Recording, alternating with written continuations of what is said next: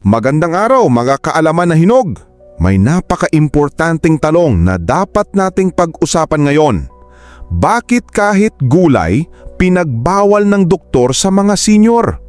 Alam naming mahirap paniwalaan kasi simulat sa pool, tinuro sa atin na ang gulay ay masustansya, pampahaba ng buhay, panlaban sa sakit. Pero teka lang, alam mo bang may mga gulay na pwedeng makasama sa mga matatanda? Oo, tama ang narinig mo. Yung gulay na akala mong nagbibigay buhay, minsan pala ay nagiging unti-unting lason kapag hindi iningatan ang pagkain. Kaya sa video na ito, ilalahad natin ang 7 epekto ng gulay sa mga senior na hindi masyadong alam ng karamihan. Kung ikaw ay 60 anyos pataas o may magulang, lolo o lola na senior, pakiusap, huwag mong iskip to. Baka ito na ang sagot kung bakit palaging masama ang pakiramdam nila kahit gulay ang ulam. Una sa ating listahan, ang gulay na mataas sa oxalate tulad ng talbos ng kamote, pechay at spinach. Akala ng karamihan, healthy to dahil green leafy. Pero sa mga senior na may kidney problems o may history ng bato sa bato or kidney stones, delikado ang sobrang oxalate dahil ang oxalate ay humahalo sa calcium at bumubuo ng kristal sa kidney. At kapag nag-ipon, ayun na, masakit na pagsisisi, ihi na may dugo o di kaya dialysis ang kahantungan. Kung senior ka na, wag lang basta green. Alamin muna kung anong klaseng green. Ikalawa sa ating listahan, ang gulay na nagpapagas tulad ng repolyo, broccoli at sitsaro. Madalas sa reklamo ng mga senior, kabag, utot ng utot, bloated ang tiyan. Akala nila galing sa hangin o ulam, pero ang totoo, maraming cruciferous vegetables tulad ng repolyo, bok choy at broccoli ang may raffinose, isang uri ng sugar na hindi agad nadudurog sa tiyan. Kaya kapag pumasok sa bituka, pinapakain ng bakterya, ayun, puro gas. Sa edad na 60 pataas, humihina na ang digestive system. Kaya konting gas lang, ramdam mo na parang may bato sa loob ng tiyan. Ang payo ko, i-steam muna ang mga gulay na ito o limitahan ang dami dahil kahit gulay, pag sobra, hindi na masarap ang epekto. Ikatlo sa ating listahan, ang gulay na mataas sa purine tulad ng munggo at sitaw. Ha? Healthy naman ang munggo ah.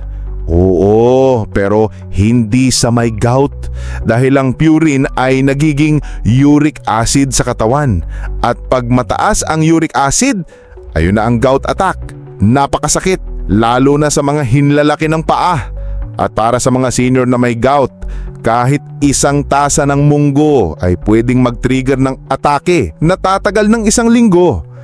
Masarap ang munggo pero hindi palaging safe para sa mga buto mong pagod na. Baka naman po bilang maliit na tulong nyo na rin po, kahit wag na po kayo mag-subscribe, kahit like lang po dito sa video, okay na po. Maraming salamat po. Ikaapat sa ating listahan, ang sobrang pagkain ng lamang ugat na gulay tulad ng kamote at gabi. Sa mga senior na may diabetes, importante ang glycemic index ng pagkain. At ang mga root crops tulad ng kamote, gabi at patatas, kahit gulay sila ay mataas ang asukal. Hindi man kasing sama ng soft drinks, pero kung araw-araw mo itong kinakain, unti-unti kang bumabalik sa tuktok ng blood sugar spike. Kung diabetic ka o may maintenance ka, ito na yung sign, bawasan mo na. Ikalima sa ating listahan, ang pag-inom ng sabaw ng gulay na masyadong mataas sa sodium. Pero sabaw lang naman. Pilit na dahilan ng marami. Pero ang totoo, maraming sabaw ng gulay lalo na yung laga na may bagoong, patis, asin, magic sarap ay nagiging salt bomb na sumisira sa kidney at blood pressure ng senior. Masarap sa kanin pero delikado sa puso. Lalo na kung may high blood ka o may history ng stroke, ang sobrang alat ng sabaw ay tahimik pero malupit na kaaway. Payo ko, tinikman mo ba? Kumaalat, wag nang ubusin dahil ba kayo na ang huling sabaw ng masasarapan ka? Ika-6 sa ating listahan, ang gulay na may pesticide na di mo nahugasang na maigi. Akala natin safe na basta hilamos, hugas. Pero maraming senior ang mahina na ang atay at baga.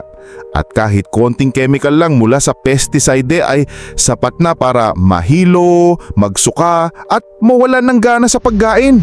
Lalo na ang mga importadong gulay o galing sa palengke na walang organic seal. Kaya kung senior ka na, hugasan mo ng suka, asin at running water ang gulay mo bago mo lutuin. Dahil kahit anong dami ng bitamina sa gulay, pag may lason, sayang din lang. Pang-7 sa ating listahan, ang pagkain ng pare-parehong gulay araw-araw. Napansin mo ba? Araw-araw kang kangkong, o kaya okra, o kaya ampahaya. Pero ang katawan ng tao, lalo na ang senior, ay nangangailangan ng variety. Pag paulit-ulit ang isang klaseng gulay araw-araw, nagkakaroon ng imbalance sa nutrients. Kaya kahit akala mo healthy ka kasi puro gulay ang kinakain mo, bakit lagi ka pa ring matamlay, sakitin at nahihilo? Baka kasi hindi balanse ang kinakain mo. Payo ko, magpalit-palit ng gulay kada linggo. Huwag maging alipin ng favorite gulay. Masarap sa panlasa, pero hindi laging masarap sa katawan. Mga kaalaman na hinog, hindi lahat ng gulay ay ligtas, lalo na kung senior citizen ka na. Kung dati ay kayang-kaya ng katawan mo ang lahat ng pagkain, ngayon ay piliin mo na lang ang mga gulay na tunay na nakakatulong sa kalusugan mo. Ang gulay ay dapat gamot, hindi lason. Pero nasa paraan mo ito ng pagkain at paghahanda.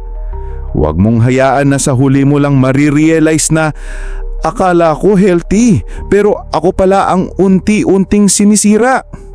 Kaya alagaan ang sarili, magbasa, magtanong at huwag basta makinig lang sa sabi-sabi.